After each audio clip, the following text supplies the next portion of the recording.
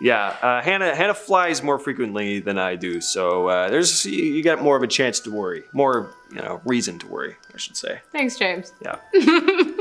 Starting off our list today with EgyptianAir Flight 804, which was lost on May 19th of 2016 while transporting 66 civilian passengers from Paris, France to Cairo, Egypt. Moments before Airbus 320 plunged into the 13,000-foot deep waters of the eastern Mediterranean Sea, air traffic controllers received a series of messages from the plane's onboard reporting system saying that smoke had been detected aboard the aircraft, and French reporters saw the aircraft taking an unusual sharp left turn, followed by a 360-degree turn to the right before it was lost from radar. While this might seem like an unusual route, investigators of the crash believe that the maneuvers indicated a rapid descent in the hopes of venting smoke aboard the passenger plane. While some people believe the plane to have gone down as the result of an explosion planted on the aircraft in an act of terror due to the fact that traces of explosives were detected on the remains of some victims, a French investigation concluded that a pilot had been smoking in the cockpit and that, along with a leaking oxygen mask, had sparked the fire that caused the plane to go down. Next up we have Flight DC-3, a plane that went missing over the notorious Bermuda Triangle.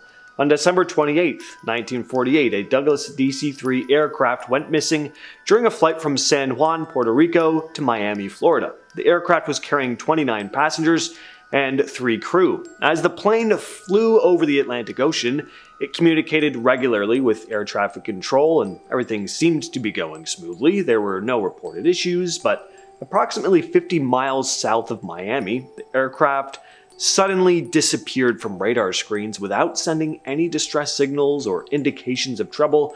A search and rescue operation involving both air and sea vessels was launched by the US military and the Coast Guard, but there was no wreckage to be found, debris, or just any sign of the missing aircraft. The disappearance of Flight DC-3 remains unexplained to this very day. Next up, we have Malaysia Airlines Flight MH370, a Boeing 777 carrying 239 people from Kuala Lumpur to Beijing, China, whose signal was lost after it was seen veering dramatically off course, headed westward toward the Indian Ocean just 38 minutes after takeoff. The disappearance of the aircraft led to the largest and most expensive search in aviation history. But 334 search flights and a deep-sea search of 46,000 square miles of the ocean floor turned up no answers as to what had happened to Flight MH370. What was discovered, however, was about 20 pieces of debris believed to have belonged to the aircraft, which were found on the islands of Madagascar, Mauritius, Reunion, and Rodrigues, and along the African coastline all the way up to Tanzania. While there is no conclusive evidence to support this theory, a report released in 2018 by the Malaysian government stated that the aircraft's manual deviation from its intended flight path and the switching off of a transponder irresistibly point to unlawful interference, which indicates either a hijacking or a rogue pilot. Flight 2501. On June 23, 1950, the DC-4 was flying between New York and Seattle when suddenly air traffic control lost all contact. It had been flying over Lake Michigan with 55 passengers and 3 crew on board. The weather that night was rough with heavy rain and high wind, and the pilot had just requested to descend to a lower altitude because of the storm. Shortly after, the plane disappeared from radar screens. There were no distress signals, although there are witnesses that reported seeing a flash of light in the sky and engine sputtering noises around the time contact had been lost with the plane. A search for the plane was launched, but only small bits of debris and bits of passengers' clothing was ever found floating on the surface of Lake Michigan. In this case, it's clear the storm likely had something to do with the plane going down, but the exact cause of the accident has never been determined because no large pieces of wreckage were ever found, and the main body of the plane is still missing to this day. Next up, we've got the Flying Tiger Line Flight 739, which went missing on March 16th of 1962 after after stopping to refuel in Guam and then heading off towards the Philippines carrying 93 US Army Rangers, 3 members of the South Vietnamese military, and 11 crew members. The aircraft was a Lockheed L-1049 that had been dispatched on a secret mission in the beginning stages of the Vietnam War. On the day it disappeared, flying conditions were ideal, and no distress signal was ever received. The disappearance of the aircraft sparked the largest peacetime air and sea rescue mission in the Pacific Ocean since the disappearance of Amelia Earhart in 1937. 1,300 people scoured 144,000 square miles, but ultimately turned up completely empty-handed. The only thing that they did get, though, was a statement given by an Italian crew aboard an oil tanker who reported seeing an intensely luminous explosion in the sky and then 2 flaming objects plummeting down into the ocean in the area where the plane was believed to have disappeared. The circumstances of the disappearance, along with the fact that another Flying Tiger plane had crashed over Alaska just mere hours before Flight 793 went missing, led officials to believe that foul play could likely have led to the incident, but without any evidence, it is hard to say. Next up, we have the Star Ariel. In January of 1949, the Star Ariel vanished without a trace. It was a British South American Airways plane on a flight from Bermuda to Jamaica. The plane had taken off with 20 on board. Now, about an hour after takeoff, the pilot made a routine radio call. Everything seemed totally fine, just another flight. But this was the last time anyone heard from the Star Ariel. The plane had never arrived in Jamaica, and a search was launched. Nothing turned up, and nothing ever has. This is one of the most mysterious plane disappearances in history, because not only is the location of the plane a total mystery, but the cause of its disappearance as well. The weather was clear. Again, there were no distress signals indicating a problem. It was determined that whatever happened here must have happened quickly and without warning, which is really creepy.